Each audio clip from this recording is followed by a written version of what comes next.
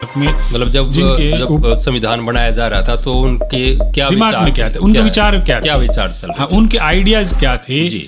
वो किन उद्देश्यों को लेकर के संविधान का निर्माण कर रहे थे? जी। इन चीजों को हम संविधान की प्रस्तावना से समझ सकते हैं। जी। और इसीलिए जो संविधान की जो प्रस्तावना है हमारे संविधान से पहले रखी गई है और ये हम भारत के लोग के इस वर्ड से लेकर के we the people of India जी इससे लेकर के स्टार्ट हुई है। और इसका क्या अर्थ रहता है? We the people of India का देखो अपने आप में एक बहुत महत्वपूर्ण अर्थ जो है हम भारत के लोगों का है, क्योंकि कोई भी संविधान हो, खासकर किसी भी प्रजातांत्रिक देश में, संविधान का उद्देश्य क्या होता है? संविधान का उद्देश्य प्रजातांत्रिक देश में होता है कि ज़्यादा से ज़्यादा लोगों का भला, जी, ज़्यादा से ज़्यादा लोगों के लिए अच्छी अच्छी बातें उसमें रखी जाए, ज़्यादा लोगों का भला हो उस संविधान से, तभी वो प्रजातांत्रिक संविधान होता है। और इसके हिसाब से जो भला लोगों का हो, वो लोग जो हैं वो अपने आप में इस चीज़ के लिए विचार करते हैं कि हम जिस देश में हैं और जिस देश के संविधान में हमारी भलाई के लिए जो काम है अगर वो होंगे तो वो लोगों द्वारा उनको ग्राह्य किया जाएगा, उनको माना जाएगा, उनको आदर सम्मान दिया जाएगा। और जो भारत का संविधान जो है वो हम भारत के लोग, इस शब्द से प्रस्तावना शुरू होती है जी। इसका अपना एक महत्व है। अगर आप अपने श्रोताओं को इस ओर ध्यान दिलाना चाहते हैं तो मैं हम भारत के लोग जो हैं इसकी महत्ता पर ध्यान दिलाना चाहूँगा कि 17 अक्टूबर 1949 को जी, जब हमारे संविधान निर्माण का कार्य चल रहा था तो 17 अक्टूबर 1949 को संविधान निर्मात्री सभा में इस बात पर बहस हुई। एच.वी. कामत जो भारतीय संविधान निर्मात्री सभा के एक सदस्य थे, उनका एक सुझाव था कि जो हम भारत के लोग जिससे हम प्रस्तावना को शुरू करना चाहते हैं जी, इसकी बजाय हम इसको on the name of God, यानी कि भगवान के नाम पर जी, हम भारत के लोग इस तरीके से शुरू करें। तो साथ एक दूसरे जो मेंबर थे उन्होंने कहा कि अगर हम on the name of God रखें तो क्यों ना हम गॉड और गॉडेसिस दोनों को रखें कि समानता देवियों को भी रखें जी, भगवान और देवियों को दोनों को रखें। और फिर एक बाद में विचार ये भी आया कि हम भारत के जो लोग हैं उससे पहले हम महात्मा गांधी का नाम भी रखें, ऐसा भी एक विचार आया जी। तो ये जो अमेंडमेंट आए, जब गांधी का जब विचार आया तो आचार्य जे.बी. कृपलानी ने कहा कि नहीं, हमें गांधी का नाम इसमें नहीं रखना चाहिए, हम भारत के लोग जो हैं इसी को हमें महत्ता देनी चाहिए जी। और बाबा साहब डॉक्टर भीमराव अंबेडकर, जिनको भारतीय संविधान निर्माता के रूप में जाना जाता है देश में, उनका भी विचार यही था कि हम भारत के लोग जो हैं वो एक महत्वपूर्ण अवयव हैं इस देश में, तो हम भारत के लोगों के साथ ही इसको पास करना चाहिए। लेकिन जो अमेंडमेंट एच.वी. कामत का जो था, एच.वी. कामत इस बात पर डटे रहे कि मैं ऐसे नहीं मानने वाला जी, मैं डिवीजन चाहता हूँ। इसका मतलब है कि मैं वोट चाहता हूँ कि संविधान वोट से मेजोरिटी इसको डिसाइड। विधान सभा में उस दिन वोटिंग हुई, 68 जो है संविधान सभा में बात भारत के लोगों के नाम के साथ ये प्रस्तावना होनी चाहिए। इस वोट एच.वी. कामत का जो विचार था, एच.वी. कामत का जो अमेंडमेंट था उसके पक्ष में पड़े, तो 68 और 41, तो ये जो प्रस्ताव जो है हम भारत के लोग, इसी शब्द से हमारी प्रस्तावना शुरू हो, इसमें 68 लोगों की भूमिका रही जो उन्होंने प्रस्ताव में पक्ष में वोट दिया। और इस तरीके से 17 अक्टूबर 1949 को हम भारत के लोगों के नाम से इस प्रस्तावना की शुरुआत हुई जी। क्या इस प्रस्तावना में कोई संशोधन भी किया जा सकता है? हाँ, प्रस्तावना में संशोधन का जो एक विषय है जी, इसके लिए जो 42वां संविधान संशोधन हुआ है भारत के संविधान की प्रस्तावना में, 1976 में ये हो पाया था। लेकिन ये शुरुआत से ही ऐसी बात थी कि इसमें कुछ संशोधन करने की बात उठी जी। 1960 में जब पार्लियामेंट इसको संशोधन करना चाहती थी, पंडित जवाहरलाल नेहरू उस समय देश के प्रधानमंत्री थे, वो चाहते थे कि समाजवाद शब्द इसमें जोड़ा जाए, धर्मनिरपेक्ष शब्द इसमें जोड़ा जाए जी। लेकिन उस समय जब वो अमेंडमेंट करने के लिए इच्छुक थे तो सुप्रीम कोर्ट का एक निर्णय आया 1960 में, री बेरुबारी के नाम से वो निर्णय सुप्रीम कोर्ट का है जी।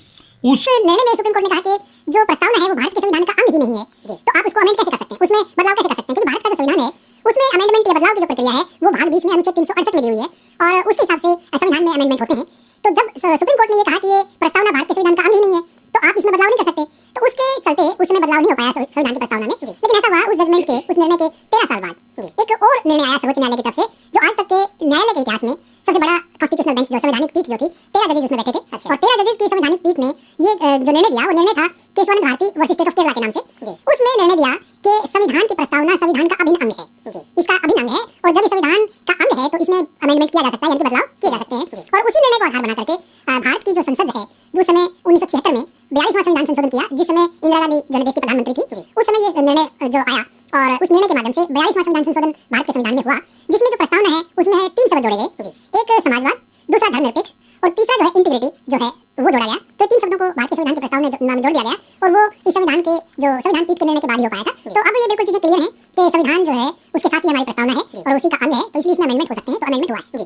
तो ये जो प्रस्तावना है इसका महत्व क्या रहता है कि इससे हम क्या क्या चीजें हैं वो मान सकते हैं कि हमारे संविधान के अंदर होंगी। देखो, भारत के संविधान की जो प्रस्तावना है, अब प्रस्तावना आप ये देखिए भाई साहब एक दर्पण के रूप में काम करती है। जैसे एक दर्पण होता है, दर्पण के सामने खड़े होकर के हम पूरे अपने आप को देख सकते हैं, इसी तरीके से जो भारत के संविधान की प्रस्तावना है वो एक दर्पण के रूप में है कि इसमें हम सारे संवैधानिक प्रावधान जो हैं उनको हम देख सकते हैं, और जो संविधान की प्रस्तावना है उसके अलग अलग कंटेंट्स जो हैं उन अलग अलग कंटेंट्स को पढ़ करके उसको एक बार पढ़ने के बाद हम ये समझ जाएंगे कि हमारे संविधान में क्या क्या चीजें संविधान निर्माण समिति के सदस्य थे वो डालना चाहते थे। तो ये उस तरीके से बिल्कुल क्लियर है कि संविधान निर्माण के समय जो लोगों की मनोदशा थी उन्होंने प्रस्तावना में रखा उसको, और प्रस्तावना में जैसे बोलते हैं कि we the people of India, हम भारत के लोग want to resolve solemnly affirm to constitute India into a sovereign socialist secular democratic republic, यानी कि हम भारत के लोग जो हैं इस देश को कैसा देश बनाना चाहते हैं, जिसमें सबसे पहले संप्रभुता संपन्न जो है देश बनाना चाहते हैं। संप्रभुता संपन्न देश वो होता है जिसमें जो देश अपने आंतरिक और बाह्य हर प्रत्येक निर्णय लेने के लिए आजाद होता है।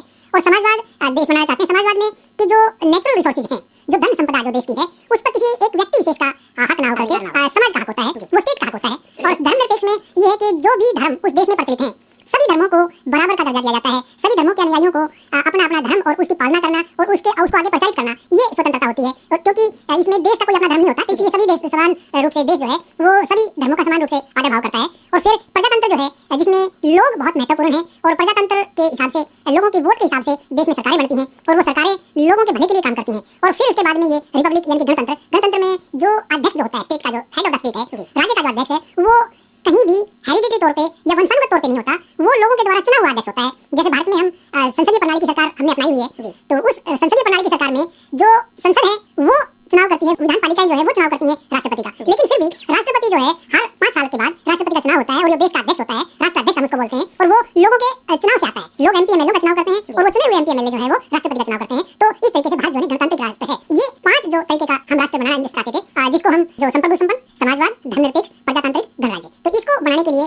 फिर हमने आगे प्रतिज्ञा ली कि यहाँ के प्रत्येक नागरिक को, जो भी नागरिक है, उन सबके लिए जस्टिस, लिबर्टी, न्याय, लिबर्टी स्वतंत्रता और समानता, इक्वालिटी, और ये तीनों चीजें देकर के न्याय, स्वतंत्रता और समानता जब हम सभी लोगों के लिए सुनिश्चित करेंगे तो उसका रिजल्ट क्या होगा, वो भाईचारा बढ़ेगा, फ्रेटर्निटी डेवलप हो जाएगी। यानी कि जब हम अपने देश के प्रत्येक नागरिक को न्याय देंगे, स्वतंत्रता देंगे और समानता देंगे, तो उनमें आपस में क्या डेवलप हो जाएगा, भाईचारा डेवलप हो जाएगा। तो जो हमने प्रतिज्ञा ली, हम देश के लोगों ने प्रतिज्ञा ली कि हम इस देश में प्रत्येक नागरिक के लिए न्याय सुनिश्चित करेंगे। अब न्याय कौन कौन से न्याय होंगे उसको आगे एक्सप्लोरेट किया गया, वो सामाजिक, आर्थिक और राजनीतिक न्याय। और उसके बाद में स्वतंत्रता जो है, लिबर्टी किसी की, लिबर्टी ऑफ थॉट्स, बोलने की आजादी, विचारों की अभिव्यक्ति, फेथ, बिलीफ एंड वर्शिप, इसमें किसी भी धर्म को मानने की आजादी, उसको आगे उसका प्रचार प्रसार करने की आजादी। और समानता जो है वो समानता सामाजिक रूप में समानता, और दूसरा अवसर की समानता, जिसमें अपॉर्चुनिटी ऑफ एम्प्लॉयमेंट की हम बात करते हैं कि सबको समान अवसर मिले। तो ये जस्टिस, लिबर्टी और इक्वालिटी, यानी कि न्याय, स्वतंत्रता और समानता। और जब ये हम तीनों चीजें दे देते हैं तो हमने प्रतिज्ञा की कि हम ये करने के बाद में भाईचारा डेवलप करेंगे, फ्रेटर्निटी डेवलप करेंगे। तो फ्रेटर्निटी जो है, भाईचारा जो है वो डेवलप हो जाएगा। और उसके बाद हम व्यक्ति जो है, व्यक्ति की गरिमा को सुनिश्चित करेंगे। ये चारों चीजें करने के बाद में जब जस्टिस, लिबर्टी, इक्वालिटी, न्याय, स्वतंत्रता, समानता जब हम प्रत्येक व्यक्ति को देंगे, भाईचारा जब हो जाएगा, तो हमने सुनिश्चित क्या करना है, व्यक्ति की गरिमा।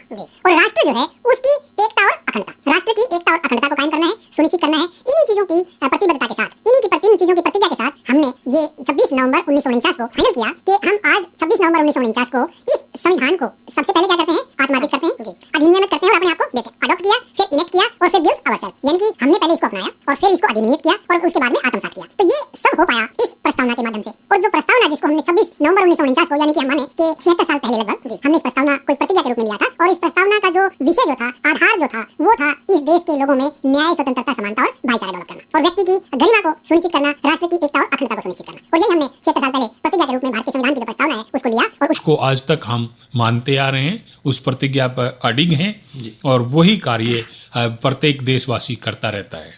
डॉक्टर साहब, एक थोड़ा सा और जानना चाहेंगे कि क्योंकि जैसे आपने बताया अभी निर्मात्री सभा थी ये, तो इसके निर्माण के बारे में कई बार कुछ चर्चा सुनने को मिलती है, तो उसके बारे में थोड़ा स्पष्ट कीजिए। हाँ, देखिए, संविधान जो बना, आप देखिए कैबिनेट मिशन 1946 में जब आया भारत में जी, तो कैबिनेट मिशन ने संविधान निर्मात्री सभा का बेस यानी कि आधार तैयार किया जी, और वो तैयार होने के बाद में जून 1946 से प्रक्रिया शुरू हो गई थी संविधान निर्मात्री सभा के सदस्यों का चुनाव की।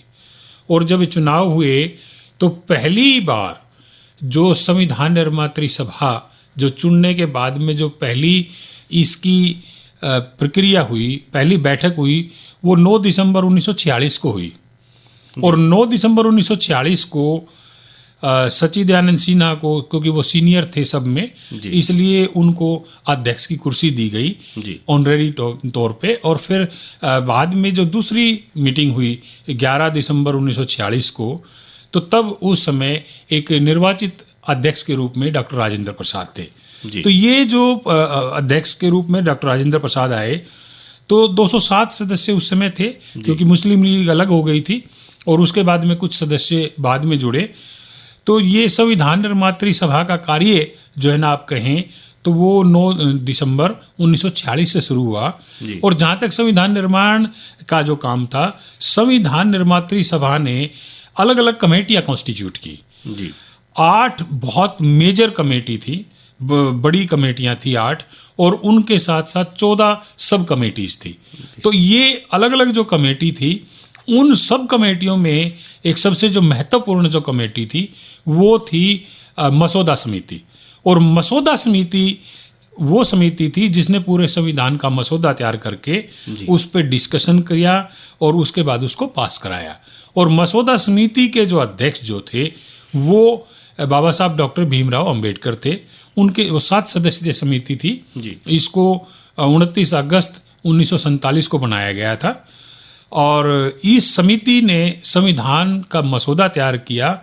और वो मसौदा तैयार करने के बाद में 4 नवंबर 1948 को बाबा साहब डॉक्टर अंबेडकर ने उस समिति के अध्यक्ष के रूप में संविधान का पहला ड्राफ्ट जो है संविधान निर्मात्री सभा के पटल पे रखा और उस पर क्लोज वाइज डिस्कशन हुए। और जितने भी डिस्कशंस हुए, सारे जो अनुच्छेद जो पहले जिनके ऊपर डिस्कशंस हुए और वो पास हुए, उन सब का जो उत्तर जो है या उनको डिफेंस जो है वो उस संविधान निर्मात्री सभा के मसौदा समिति के अध्यक्ष होने के नाते बाबा साहब डॉक्टर अंबेडकर ने उनके बखूबी उत्तर दिए। और किस अमेंडमेंट को लेना है, किस अमेंडमेंट को नहीं लेना है, ये तय हुआ। लगभग 7335 के करीब करीब कुछ अमेंडमेंट आए थे, जिनमें 2445 के करीब करीब पर डिस्कशन हुआ और जो उचित थे वो रखे गए, जो अनुचित थे उनको छोड़ दिया गया।